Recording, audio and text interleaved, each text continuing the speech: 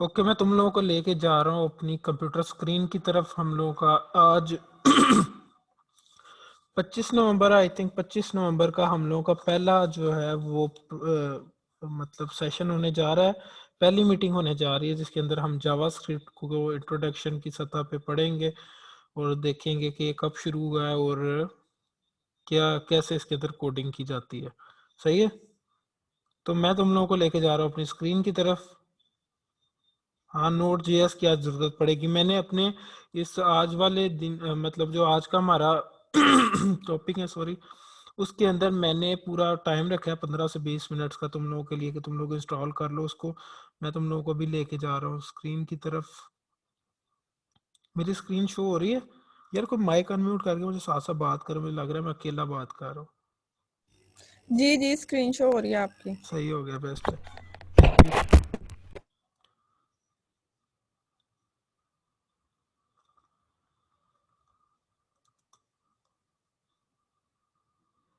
आज हम लोगों ने क्या करना है कि बेसिक इंट्रोडक्शन देखना है जावास्क्रिप्ट का, और रिएक्ट नेटिव का ये क्या चीज़ें हैं, वर्किंग सिनेरियो क्या होता है किसी भी ऐप को बनाने के लिए, जो हमारे पास बेसिक वर्किंग सिनेरियो, इंस्टॉलेशंस जो हम लोगों ने करनी है, और एक हम लोग बेसिक लेवल का कोड करेंगे जावास्क्रिप्ट के अंदर। मतलब हमारा जो पहला प्रोग्राम होगा जावास्क्रिप्ट के अंदर वो आज हम लोग करेंगे।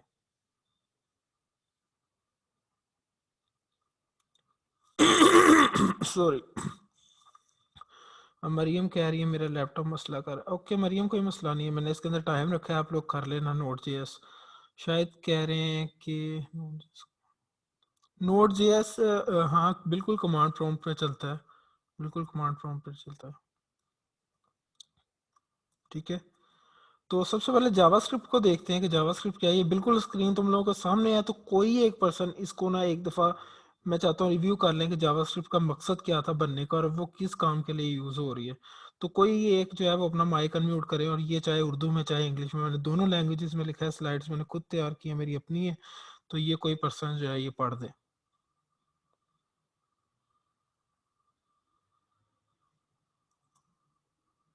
कोई नहीं है? Hello hello. जी जी, मुझे आवाज़ आ रही है। मैं पढ़ूं। जी जी ज़रूर। JavaScript was developed by Brendan Eich in 1995, which appeared in Netscape, a popular browser of that time. Hmm. The language was initially called LiveScript and was later renamed JavaScript. बिल्कुल। The- There are many programmers who think that JavaScript and Java are the same. In fact, JavaScript and Java are very much unrelated. सही हो गया, तो ये इसकी थोड़ी सी history है कि जावास्क्रिप्ट जो एज अ ब्राउज़र लैंग्वेज मतलब डेवलप हुई थी, जो जिसको उस टाइम के मशहूर ब्राउज़र नेटस्केप के अंदर यूज़ किया गया था। और ये इनिशियली तो जो है मतलब ये इन्हीं की अथॉरिटी थी, ब्रैंडन ईच की, लेकिन बाद में जो है इसको सन माइक्रो सिस्टम के साथ लाइसेंस कर दिया गया था। सन माइक्रो सिस्टम की लैंग्वेज है जावा, तो इसलिए इसको जावा स्क्रिप्ट कह दिया गया, अदरवाइज इसका एज अ सिंटैक्स वाइज जावा के साथ कोई ताल्लुक नहीं है। सही हो गया। फ्रेमवर्क इंपॉर्टेंट चीज़ है जानने के लिए कि फ्रेमवर्क क्या चीज़ होती है। अभी मेरे साथ काम करने वाले जो प्रोफेशनल लोग हैं उनमें से को बहुत से लोगों को ये नहीं पता, उन लोगों को काम करना आता है लेकिन ये नहीं पता कि फ्रेमवर्क क्या चीज़ होती है। इसको भी कोई बंदा पढ़े, या कोई हमारी बहन पढ़े या कोई भाई पढ़े। ओके, मैं रीड कर लेती हूँ। Okay. In computer programming, a software framework is an abstraction in which software providing generic functionality can be selectively changed by additional user-written code, thus providing application-specific software. हाँ, तो आपको इसका मतलब समझ लगी है थोड़ी कि क्या होता है कि फ्रेमवर्क एक एब्स्ट्रैक्शन है जिसके अंदर हम जेनेरिक फंक्शनैलिटी को इनहेरिट करते हैं और हम लोग एडिशनल यूज़र रिटर्न कोड के साथ उसको यूज़ कर देते हैं। लाइक लैंग्वेज के ऊपर फ्रेमवर्क काम करता है, तो क्या हम लोग करते हैं कि फ्रेमवर्क के अंदर हम लोग कोड करते हैं, तो वो एक जो लैंग्वेज की फंक्शनैलिटी होती है उसको यूज करते हुए हम कुछ एडिशनल फंक्शनैलिटी करते हैं, जैसे JavaScript is not a mobile app development language, या वो डेस्कटॉप पे चलने वाली लैंग्वेज नहीं है, लेकिन उसके ऐसे फ्रेमवर्क मौजूद हैं जिनके जरिए हम क्या करते हैं कि हम लोग डिजाइन और डेवलपमेंट करते हैं, और वो पीछे जाके क्या होता है कि वो लैंग्वेज के उन्हीं फीचर्स को यूज करते हुए हमारे मोबाइल की नेटिव पे उसको रन करता है या हम लोगों की डेस्कटॉप के ऊपर रन करता है। तो फ्रेमवर्क होता है ये, ठीक है। नीचे भी मैंने लिखा हुआ है एक सॉफ्टवेयर फ्रेमवर्क क्या है, एक तजरीदी निज़ाम है जिसमें अमूमी फ़ालियत फराहम करने वाले सॉफ्टवेयर को इजाफी सारफ के तहरीरी कोड के ज़रिए मुंतखब तौर पर तब्दील किया जा सकता है। इस तरह एप्लीकेशन से मुतल्लिक सॉफ्टवेयर फराहम करता है, ठीक है। ये हम लोगों के पास कुछ वर्किंग सिनेरियोज हैं, मतलब हम लोग काम को लेके किस तरह चलेंगे, क्योंकि आज भी जावास्क्रिप्ट के हवाले से अगर देखा जाए तो बिल्कुल थोड़ा सा थ्योरेटिकल सा माहौल बनेगा, बिल्कुल प्रैक्टिकल माहौल नहीं बनेगा, क्योंकि उसकी बिल्कुल जो बेस है वो जानना पहले ज़रूरी है हम लोगों के लिए, ठीक है। और यहाँ पर वर्किंग सिनेरियो के हवाले से मैं तुम लोगों को बताता चलूँ कि सबसे पहला जो सिनेरियो है, सबसे पहला जो स्टेप है उसके अंदर है कि आप लोगों के पास एक ऑर्डर है, उसको समझना है, एक ऐप बनानी है, उसको समझना है। ये मैंने अपने से लिखा है, ये किसी भी स्टैंडर्ड का अलग-अलग सिनेरियो हो सकता है। मेरे मुताबिक ये 5 स्टेप्स हैं उसके अंदर जिसको आपने समझना। पहले नंबर पे प्रॉब्लम्स अंडरस्टैंडिंग है कि आपके पास कोई ऑर्डर है या कोई, हम लोगों ने सिर्फ उसको एज अ कोर्स तो लेके नहीं चलना, हम लोग तो एज अ ऑर्डर काम करेंगे इसके अंदर। तो कोई भी आपके पास ऑर्डर है उसको अंडरस्टैंड करना है कि उसकी फहम उसका हासिल करना है कि वो मसला है क्या है, या वो क्लाइंट हम लोगों से चाह कह रहा है बेसिकली, और हमसे ही क्यों चाह रहा है, वो हमसे चाह क्या रहा है, ये हम लोगों को उसको बनाने में मदद करेगा, और हमसे ही क्यों चाह रहा है, ये जो हमारे पास अंडरस्टैंडिंग है ना, ये हम लोगों को मदद करेगी उसको अच्छा रिजल्ट देने में, अच्छा एप्लीकेशन देने में, क्लाइंट को मतलब डिलीवर करने में, या उसकी कॉस्ट इफेक्टिवनेस के अंदर हम लोग को मदद करेगी। इतनी चीज़ क्लियर है। दूसरे नंबर पे नेमिंग स्टैंडर्ड्स को भी हम लोगों ने फॉलो करना है। अभी हम आगे देखेंगे किन चीज़ों के हमने नाम रखने होते हैं जावास्क्रिप्ट के अंदर, या हम लोग डेवलपमेंट के दौरान किन किन चीज़ों के नाम को यूज़ करते हैं, उनके स्टैंडर्ड्स को फॉलो करना है। यूज़र इंटरफेस की जब भी बात होगी तो यूज़र इंटरफेस कोई तुम लोगों में से मुझे बता सकता है कि यूज़र इंटरफेस क्या होता है, कोई भी? फ्रंट एंड व्यू जो होता है एप्लीकेशन का। बिल्कुल फ्रंट एंड व्यू। और कोई किसी ने अंदर मतलब पार्टिसिपेट करना हो तो?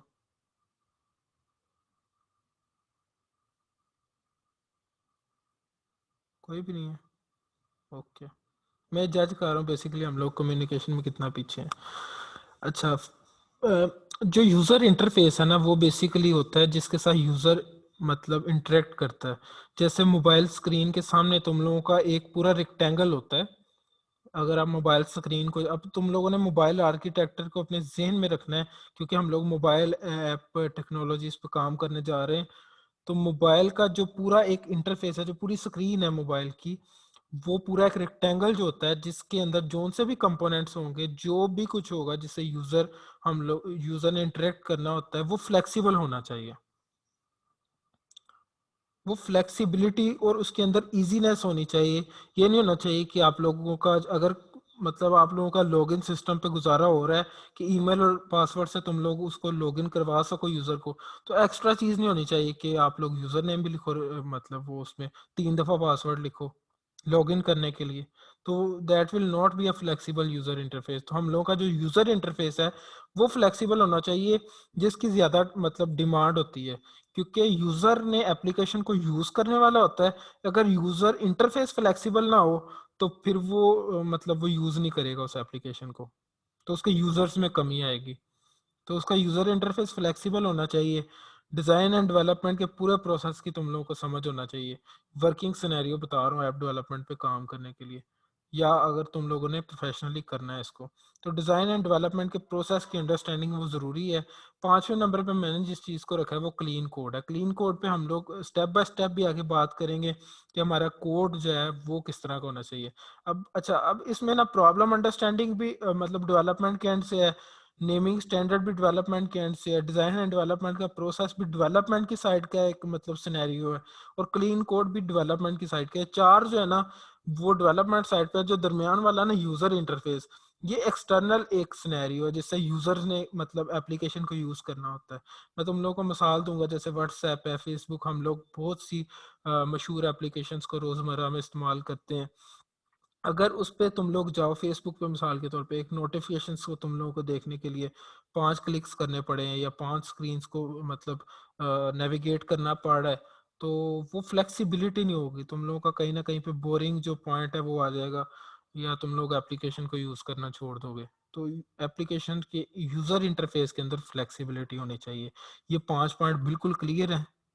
अगर किसी को किसी भी एक पॉइंट में मसला है तो ये ना सोचे मैं अब कोर्स को बिल्कुल बेसिक लेके चल रहा हूँ, हम लोग की कल इस पे डिस्कशन हो चुकी है कि बेसिक से हम लोग लेके चलेंगे। लेकिन अगर किसी को इन 5 पॉइंट्स में से भी किसी एक पॉइंट में है थोड़ा बहुत भी इशू, तो वो तुम लोग शेयर करो और डिस्कस करो। आज का हमारा सेशन जावास्क्रिप्ट के बेसिक को मतलब अंडरस्टैंड करने के वाले से।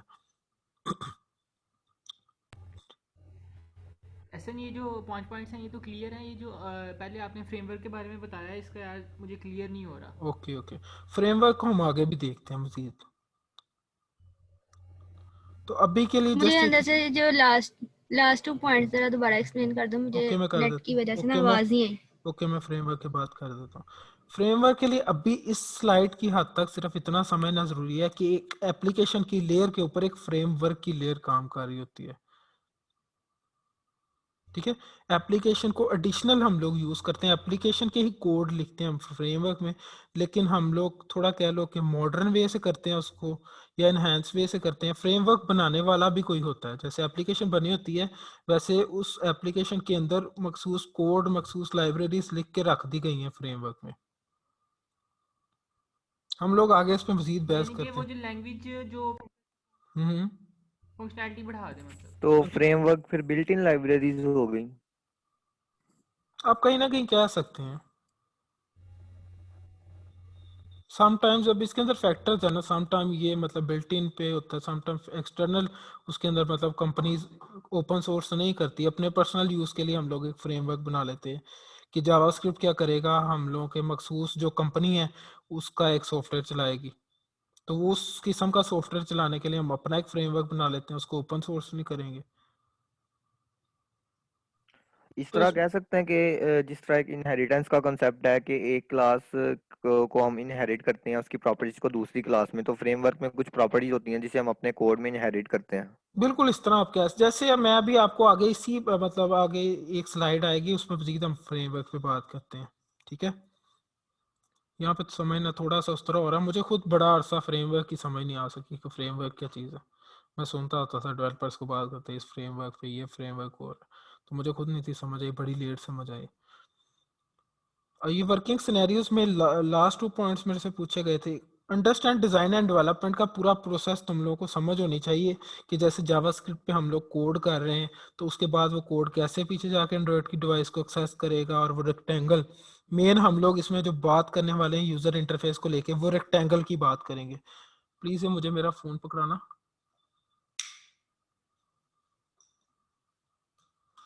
जैसे ये मेरे पास एक एंड्रॉइड फोन है, ठीक है, जिस स्क्रीन पे साफ नजर आ रहा है, इसका जो विजिबल एरिया ना जिसपे मतलब किसी ऐप ने चलना है वो ये रेक्टेंगल है, ये पूरा रेक्टेंगल है स्क्रीन का। ठीक है, हम लोगों ने इस रेक्टेंगल को एक्सेस करना होता है और इस रेक्टेंगल पे हम लोगों ने शो करवाना है जो करवाना है। ऐसा ही है, कोई भी एप्लीकेशन है इसी स्क्रीन पे चल रही है। ठीक है, अब क्या डिजाइन एंड डेवलपमेंट का प्रोसेस समझ होना चाहिए कि जैसे हम एक कोड लिख रहे हैं, एक टेक्स्ट को शो करवाना है, तो वो कैसे जाके स्क्रीन पे टेक्स्ट शो होगा, तो इसको कहते हैं डिजाइन एंड डेवलपमेंट का पूरा प्रोसेस। और क्लीन कोड क्या है कि जो आप कोड लिख रहे हो उस एप्लीकेशन को बनाने के लिए वो थोड़ा क्लीनलीनेस के अंदर होना चाहिए, मतलब सफाई से लिखा हुआ होना चाहिए। आम लोग मतलब जुबान में हम इसको कहें तो वो साफ सुथरा लिखा होना चाहिए। ये मेरे बनाए हुए वर्किंग सिनेरियोज हैं, आप चाहो तो अपना वर्किंग सिनेरियो का मॉडल बना लो। मेरे नजदीक ये मतलब वो आइडेंटिफिकेशंस वगैरह जो होती हैं। हाँ बिल्कुल बिल्कुल उस तरह स्पेसिस प्रॉपरली होने चाहिए, कमेंट्स होने चाहिए, हम लोग आगे देखते हैं इस चीज को। ये मेरे बनाए हुए सिनेरियोज है कि अगर मैंने काम करना है तो मेरे लिए 5 बातें इंपॉर्टेंस रखनी चाहिए। तुम लोग अपना एक सिनेरियो तैयार कर सकते हो वर्किंग का। ठीक है, मुझे मिसाल के तौर पे एनवायरनमेंट का मसला नहीं आता, लेकिन जो डेवलपर्स कहते हैं वो एनवायरनमेंट को भी एक सिनेरियो काउंट करते हैं। कि आपका एनवायरनमेंट प्रॉपर जो है वो फोकस्ड होना चाहिए। समझ रहे हो तुम लोग? तो तुम लोग उसको भी लिख सकते हो कि कोड करने के लिए आपके पास एक अच्छा एनवायरनमेंट होना चाहिए, एक अच्छा पीसी होना चाहिए। तो ये वर्किंग सिनेरियोज हैं। सही हो गया? डेवलपर टू डेवलपर डिपेंड करता है। हाँ, मेरे लिए ये 5 चीजें ज्यादा इंपॉर्टेंट है, मैंने लिख ली हैं।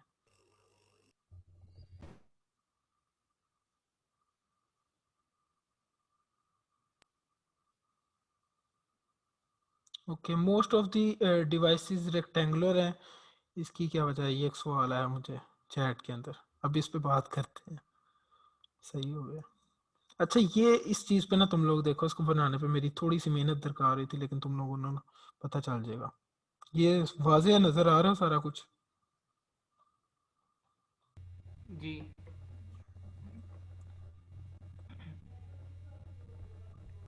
अच्छा, अब यहाँ पे ना तुम लोगों ने जरा मेरा थोड़ा सा साथ देना है। इसको समझना जरूरी नहीं है इसके अंदर लिखा क्या हुआ, ठीक है?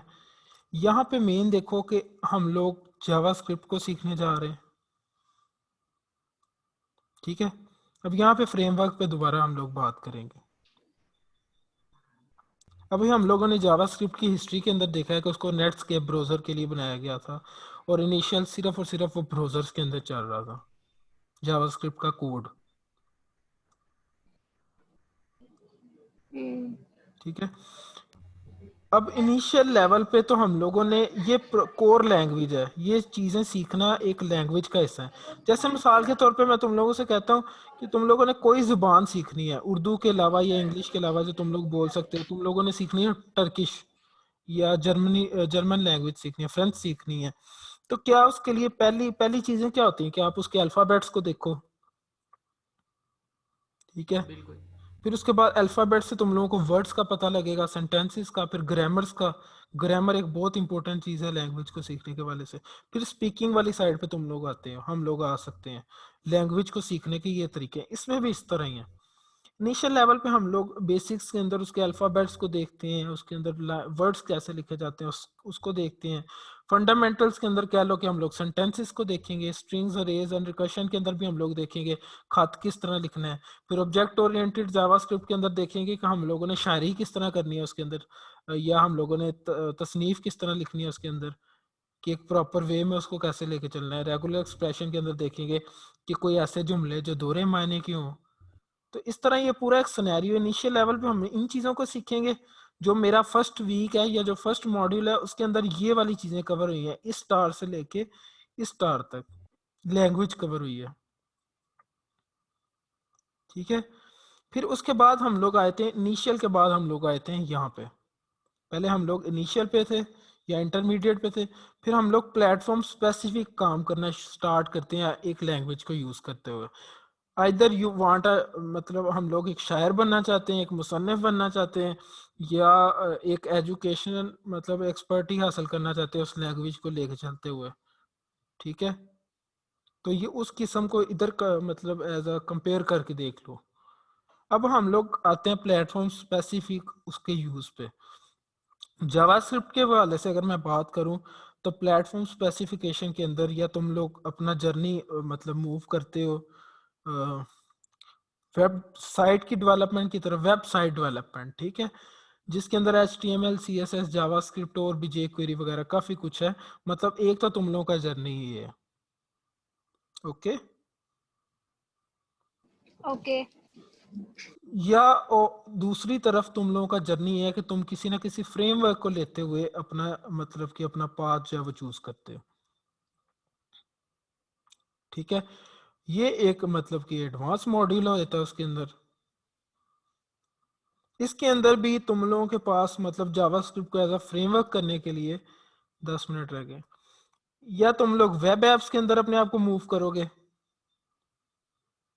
या डेस्कटॉप एप्स के अंदर, या मोबाइल एप्स की तरफ, ठीक है? और बैकएंड पे भी तुम लोगों को कुछ ना कुछ सीखना पड़ता है मोस्टली। वो अगर तो तुम लोग बात करो ना मतलब एक्सट्रीम प्रोफेशनल जो बिहेवियर है उसके अंदर बैकएंड का डेवलपर अलहदा होगा, लेकिन अभी के लिए हम लोग बैकएंड को भी साथ में सीखेंगे। तो बैकएंड के लिए भी एक फ्रेमवर्क है जावास्क्रिप्ट का जो नोड.js है, जिसको मैंने मतलब एडवांस कोर्स के अंदर कवर किया है इसी में। तो जावास्क्रिप्ट का अगर बैकएंड यूज करना है, जरूरी नहीं है हम जावास्क्रिप्ट का ही बैकएंड यूज करें, और भी बैकएंड जैसे पीएचपी हो सकता है, जावा के कुछ फ्रेमवर्क्स हैं जो इनको एज अ बैकएंड यूज किया जा सकता है, तो वो पाबंदी नहीं है। हमें आसानी क्यों होगी, क्योंकि जावास्क्रिप्ट का ही कोड हमने नोड.जेएस में भी बैकएंड के तौर पे यूज करेंगे, या हम लोग अब यहाँ पे तुम लोगों के पास 3 ऑप्शंस बनती हैं, या तो हम वेब एप्स के लिए खुद को तैयार करें, या डेस्कटॉप एप्स के लिए, या मोबाइल एप्स के लिए। तीनों के लिए अगेन अलग-अलग फ्रेमवर्क्स मौजूद हैं। जावास्क्रिप्ट के फ्रेमवर्क्स मौजूद है, बाकी लैंग्वेजेस की तो बहस अलग रह गई। जावास्क्रिप्ट ही हम लोगों को इस सब कामों के लिए अपने अपने अलग-अलग फ्रेमवर्क्स दे रही है। एक्चुअली जावास्क्रिप्ट नहीं दे रही, वो कंपनीज ने जावास्क्रिप्ट को यूज करते हुए फ्रेमवर्क्स बनाए। वेब के लिए हमारे पास रिएक्ट का फ्रेमवर्क हो सकता है, और भी हैं, मतलब जरूरी नहीं रिएक्ट। और डेस्कटॉप ऐप के लिए इलेक्ट्रॉन है आई थिंक जावास्क्रिप्ट का फ्रेमवर्क, तुम लोग इस पर सर्च मजीद कर लेना, इलेक्ट्रॉन है। और मोबाइल ऐप्स के हवाले से अगर देखा जाए तो रिएक्ट नेटिव है। ठीक है, ओके हो गया।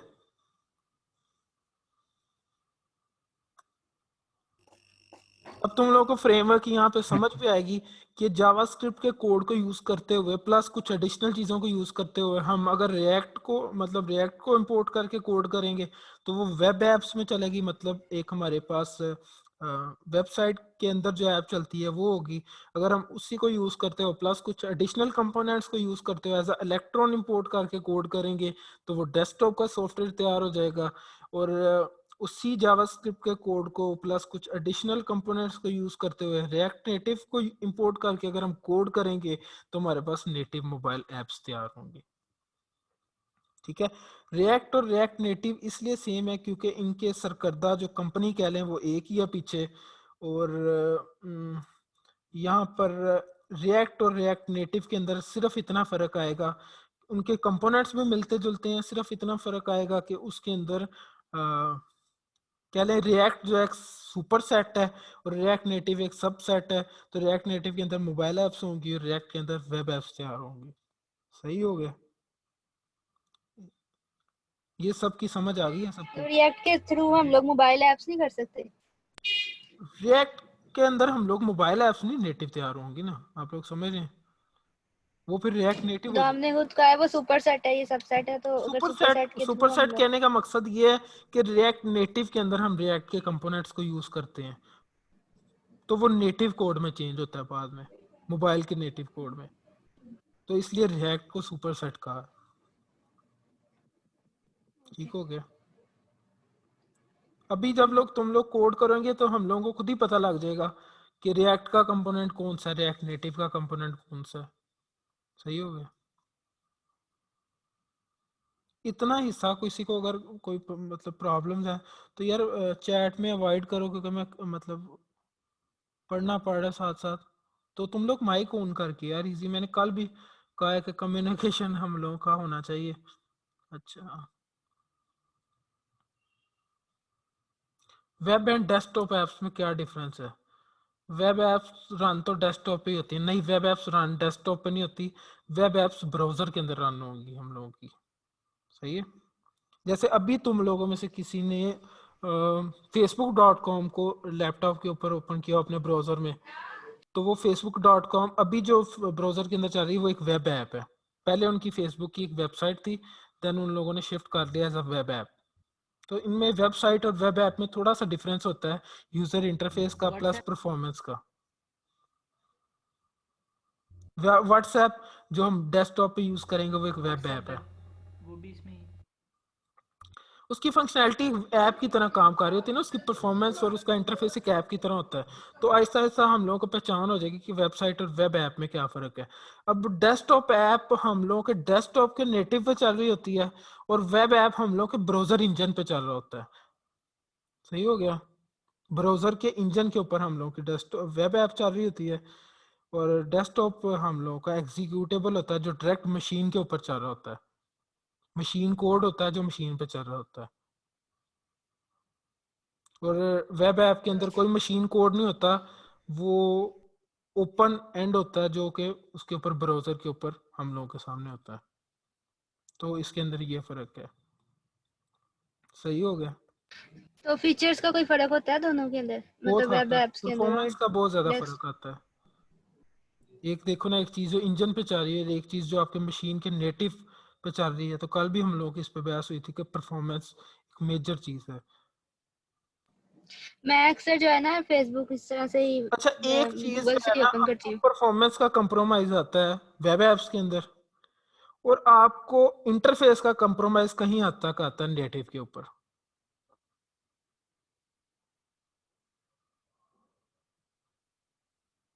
ठीक है, तो ये कुछ चीजें या कुछ बातें हैं, इसको लेके अभी हम लोग आगे देखते हैं कि आगे क्या है। अच्छा, ये रिएक्ट और रिएक्ट नेटिव के बारे में लिखा है, इसको भी कोई फंक्शनैलिटी का भी अल्लाह का बंदा या अल्लाह की बंदी पढ़ दे एक दफा, मजा आ जाएगा सुन के।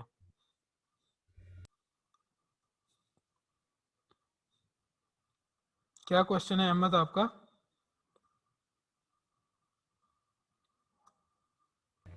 मैं कह रहा था कि ये वेब ऐप में फंक्शनैलिटी का भी फ़र्क आ जाता है। बहुत हद तक आएगा ना, वो नेटिव डिवाइस को एक्सेस नहीं कर पाएगा, कहीं हद तक कर भी पाएगा। अभी हम नेक्स्ट देखेंगे ना, मतलब आहिस्ता आहिस्ता खुद ही हम लोग को समझ लग जाएगी कि नेटिव जो परफॉर्मेंस है वो क्या है, और वैसे जो मतलब हम लोग का एज अ व्यू है वो क्या है। तो ये मतलब इन चीज़ों पे नहीं हम लोगों ने इतना ज़्यादा, मतलब आर्किटेक्चर को समझना है ज़रूर कि नेटिव पे कैसे हो रहा है, लेकिन उस तरह नहीं इनको करने की ज़रूरत कि हम लोग मतलब उसमें बहस में पड़े। सही हो गया ना? 2 मिनट रह गए हैं, तो इसी लिंक को अगेन तुम लोगों ने ज्वाइन करना है, यही लिंक अगेन होगा। तो मैं अभी बल्कि एंड करता हूँ इसको, तो दोबारा ज़रा ज्वाइन करो। सही है, तो हम लोग इसी स्लाइड से कंटिन्यू करते हैं। और यकीनी बनाओ कि तुम लोगों के पास विजुअल स्टूडियो कोड और नोड जेएस तुम लोगों ने इंस्टॉल कर लिया है। ओके जी। ओके।